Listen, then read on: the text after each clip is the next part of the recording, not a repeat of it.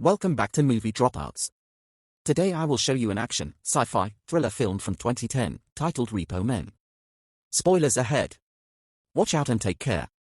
In the year 2025, technology has advanced to such outstanding levels that scientists have perfected biomechanical organs known as artiforgs. They are sold at very high prices on credit by a company known as the Union, and they hire repo men to locate and forcibly repossess the organ whenever a client defaults on a payment, invariably resulting in their deaths. Remy is one of these repo men, as shown by the tattoo on his neck, and the best at his job. Tonight, he's waiting inside a house for his target to arrive, and when he does, Remy doesn't hesitate to interrupt the fun time he's having with a woman to tell him he comes from the Union before knocking him out with a special taser gun. The woman hits Remy with her bag, trying to stop him, but Remy just knocks her unconscious too before getting down to business. After putting on some plastic overalls to protect his uniform and headphones to listen to some music, he takes out his tools and proceeds to cut the man open to retrieve his artiforg, which he then washes and puts in a special sealed bag.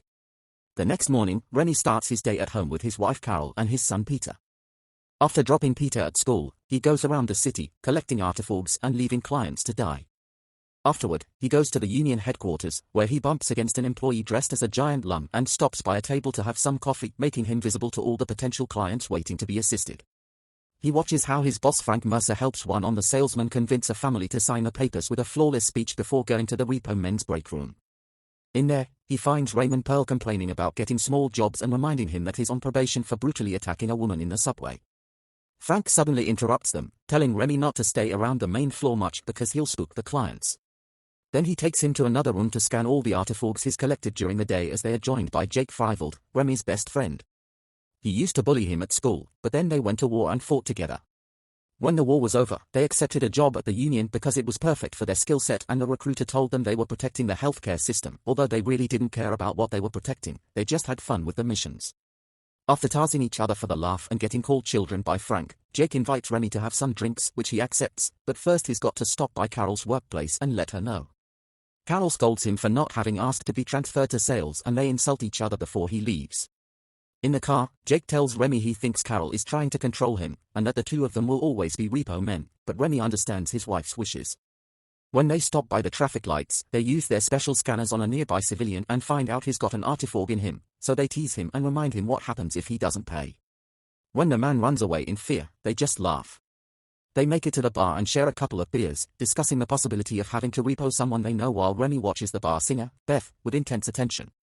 He returns to his house a few hours later and starts playing some music by T-Bone before getting closer to his wife, intending to have intimacy with her, but Carol turns him down. So instead, Remy goes upstairs to check on his son and talk about his day at school. Some days later, Remy is hosting a barbecue party in his garden when Jake asks him for a favor. He has a client coming in and he wants to repo him there. Remy doesn't like the idea at first, but Jake convinces him by offering half of the double commission he's getting out of it.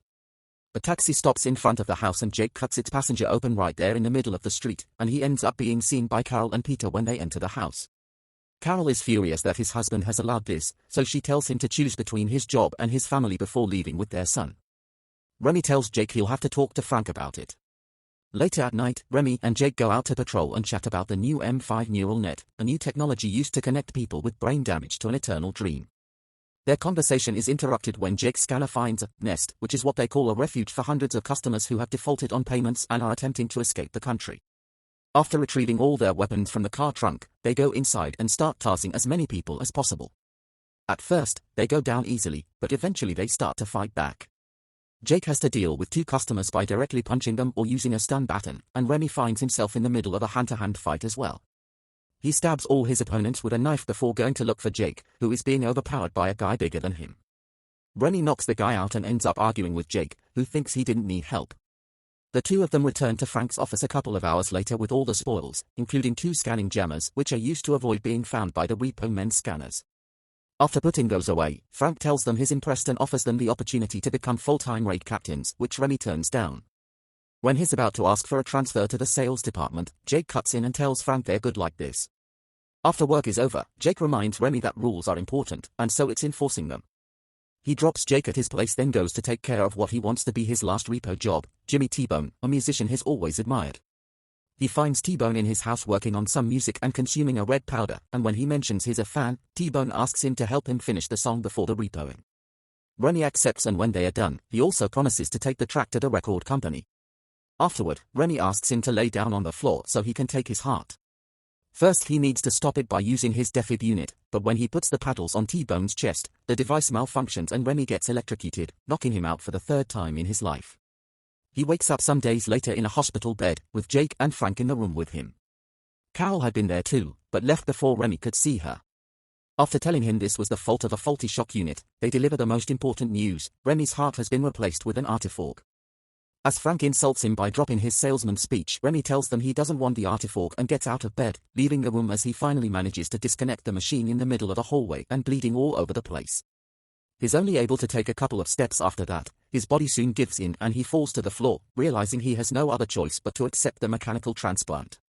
When he's released from the hospital, the first thing he does is to go home, but he can't get inside because his wife has changed the lock. Carol comes over when he rings the bell and gives him a suitcase, saying he chose his job over his family when he took that last case. Remy goes to stay at Jake's, who receives him with drinks and an offer to hang out with some girls, but Remy would rather rest. He goes back to work a few days later, and his co-workers receive him with a little welcome party that includes a bawdy dancer. Afterward, he takes up a case again, thinking he's ready. He breaks into the client's house and chokes him after he tries to defend himself. This leaves him unusually tired and with a high heart rate. When the time comes to take out the artifact, he finds himself with a trembling hand, unable to do it. He joins his fellow repo men at a bar a few hours later and pretends he finished his job, but when he hears Jake tell his story, he can't stop thinking about the client having a family. Distressed, he leaves the bar early. The next day, he waits for Carol and Peter at the entrance of their house, because this is the only way he gets to see his son. After hugging him, he tries to talk to Carol, but her only response is to give him an envelope with a notice saying he's behind on his heart payments. Later, when Jake hears about this, he scolds him for lying but accepts the fact Remy needs a break, so he tells him they can work together again in the future after he feels better. Remy tries a sales position but it goes badly because he's developed sympathy for the clients and can't lie to them. His brutal honesty doesn't make for good sales. He tries getting some extra money by betting on horses, but he isn't good at that either. When the final notice arrives in the mail, Jake takes Remy to a nest and even tarses a couple of people for him. However, Remy still can't do the job. Angry, Jake leaves after telling him not to come back until he's out of his slump and has enough artifacts to clear his debt. Remy still can't bring himself to do it, so when the TARS man wakes up, he beats him up and leaves him unconscious for the fourth time. He wakes up sometime later to the sound of the song he heard the other day at the bar. He follows it and finds Beth looking very sick, so he decides to take her to a motel and watch over her while her body goes through detox. When he uses his scanner on her, he discovers she has many artifacts and they must all be reclaimed. When Beth finally wakes up, she punches Remy for having helped her. When she mentions it's over for both of them, he says maybe it isn't. Remy breaks into the Union's building and attempts to clear his and Beth's accounts, but he only manages to do one of her many organs before he's found by Jake, who is angry with him but lets him go when he sees him return his taser gun. He breaks into his old house next to say goodbye to Peter before returning to the motel and telling Beth they need to leave. They drive to the abandoned outskirts of the city and after burning down the car, they hide in an old, empty building. Meanwhile at the Union, Frank tries to give Jake Remy's case, but he refuses to take it, and so do the other repo men. Days start to pass, and Remy and Beth build a small home in the old building by salvaging trash. One night, after she tells him all the details behind her artifacts, they kiss and make love. Afterward, Beth gifts Remy a typewriter she found in the trash. Remy begins to use it to write his memoir. Many days later, Beth hears something outside with her artifact ears, but Remy can't, so she connects some headphones to her head to show him. The source of the noise soon appears entering the building. It's Raymond, who has accepted Remy's case. The couple makes a plan to avoid getting caught. They take their things to another room that has a huge hole in the middle of the floor and cover it with a bedsheet. Beth hides behind the door and Remy pretends to be writing when Raymond enters the room, expressing disappointment over Remy being so easy to catch. After taking out his weapon, he walks farther inside and falls into the hole. However, the floor is now unstable, so when Beth comes closer to look at him, she falls as well, damaging her prosthetic knee. Raymond sees an opportunity and grabs his gun to tase her, so Remy improvises and kills him by dropping the typewriter on his head. After stealing Raymond's car, Remy drives Beth back to the city to get some supplies, but Beth shows him she knows how to fix her own knee using some tools she's found around. When they make it to the Union's parking lot, Remy sees the guy that wears the lung costume taking a break and steals it from him to sneak inside without undetected. He goes to see Frank at his office and punches him a couple of times before threatening him with the taser he took from Raymond. He also gives him a piece of skin with Raymond's tattoo saying he'll do that to anyone that tries to catch him. Remy asks to be taken out of the system and Frank explains the system has changed after Remy's first attempt. Now accounts can only be cleaned by taking the organ to the Union's central office. Frank tries to make him an offer, but Remy knocks him out and steals the scanning jammers before returning to Beth and telling her they are leaving the country. When Frank wakes up, he orders Jake to repo Remy. Later at the airport, Remy and Beth manage to bypass the security checks thanks to the jammers, but they are still taken away when another passenger notices Beth's leg bleeding. Remy throws the jammers in the trash on their way out. While a guard gets ready to bandage Beth's knee, two repo men arrive at the office and scan Remy again, getting an alert this time. The couple reacts quickly and gets into a fight with all the guards, defending themselves with their fists or even using objects they find lying around, like the scissors Beth picks to stab two of the officers.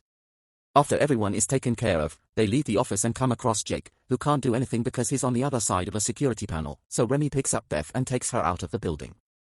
Back in the car, the couple drives to an old building in the city slums where they meet with Asbury, a black market organs dealer Beth used to date. After he shares some red powder with Beth and argues with Remy about the morality of their jobs, he informs them he can't help Beth because he doesn't deal with joints anymore, so they need to pay a visit to Alva. When they go to get the procedure done, they discover there are actually two Alvas. One is a young woman that only does anesthesia, the other is a little kid that does the operation itself. Remy is worried about her age and skills, but little Alva proves to know her job. After Beth wakes up some hours later, they go back to Asbury's place, only to find he's been repoed. Jake appears then and tries to get Remy to come back with him, but Remy turns him down, saying he hasn't been the same since the accident.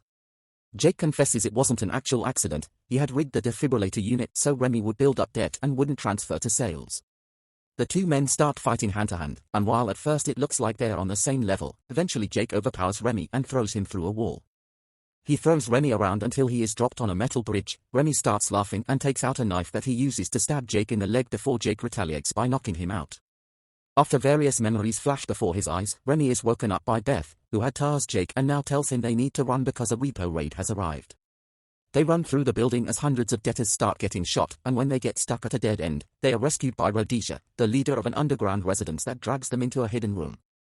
When she sees Remy's tattoo, she threatens to shoot him, but he earns his stay when he shows her the scar on his chest. Nightmares don't let Remy sleep, so he goes out to check the damage, seeing all the fallen bodies in the building, including Alva's. The next day, he tells Beth there's no way out for anyone no matter where they hide, so what he wants to do is to finish this by going to headquarters and wiping the entire system. Some hours later, they meet with Carol and Peter on the train, and an argument with Carol soon starts. Peter takes his dad's taser and knocks her out before Remy hands him his manuscript and tells him to look for him in Punta del Este when he is old enough. Remy and Beth wait for Frank in his car and tase him before stealing his vehicle, which they use to return to the Union's headquarters. Remy tases two of the security guards and shoots the third one, then uses Frank's eye to open the door and get inside after shooting the security camera. He and Beth rush inside and while trying to avoid getting caught, end up entering a lab filled with scientists working on artifacts. Most of them pay no attention to the couple, but there's one that does get up and leaves through a door. Remy tries to talk to him, but the guards arrive then and start shooting indiscriminately, killing some scientists in the process. Remy and Beth leave through the same door the other guy used and find the hallway with the entrance to the Union's database, but it's being protected by guards and repo men. A frantic battle starts then. Beth defends herself by using a fire axe she gets from the wall and Remy shoots the security guards with his gun, which he drops after he's done to grab his knives instead in order to fight the repo men hand to hand. He kills most of them easily, but when he finds himself on the floor surrounded by them, he asks Beth to pass him the hacksaw and uses it to finish the remaining men. Afterward, they use Beth's prosthetic eye to open the door to the database room and close it just in time before Frank and Jake arrive. They discover the server's only interface is an organ scanner, so the only thing they can do is start cutting themselves up and scan their artifacts from inside. After taking some of the red powder, they start the procedure, first doing Remy's heart and after sealing his wound, they do each of Beth's prosthetics as well. By the time Jake and Frank manage to get inside by using an artifact from one of the dead repo men, Remy is scanning the last of Beth's organs. Frank orders Jake to finish them, but when Remy says Beth's worth every job he's ever done, Jake decides to help. He kills Frank with his knife then hands Remy a syringe so she can bring Beth back to consciousness, and when the system asks for the scanned artifacts to be put on the computer's tray, Jake puts 2 grenades in it and blows up the whole database. Now every client is free. Sometime later, Remy, Beth, and Jake are in Punta del Este, enjoying the beach while listening to T-Bone's last song. Jake's gotten his tattoo removed, and his memoir has been published by Peter under the name The Repossession Mambo. When Jake starts teasing Remy for his book, he suddenly disappears, and the sea flickers with static before going back to normal. It is revealed then that Remy is in a coma and he never woke up from the hit Jake gave him on the metal bridge at Asgora's place. It was Jake that used the artifacts from that raid to pay for Remy's heart and a connection to the neural network. He said his goodbye to him before taking care of Beth and finding Remy's manuscript in his bag. Now Remy will be happy in his dreams forever. Thanks for watching and subscribe for more.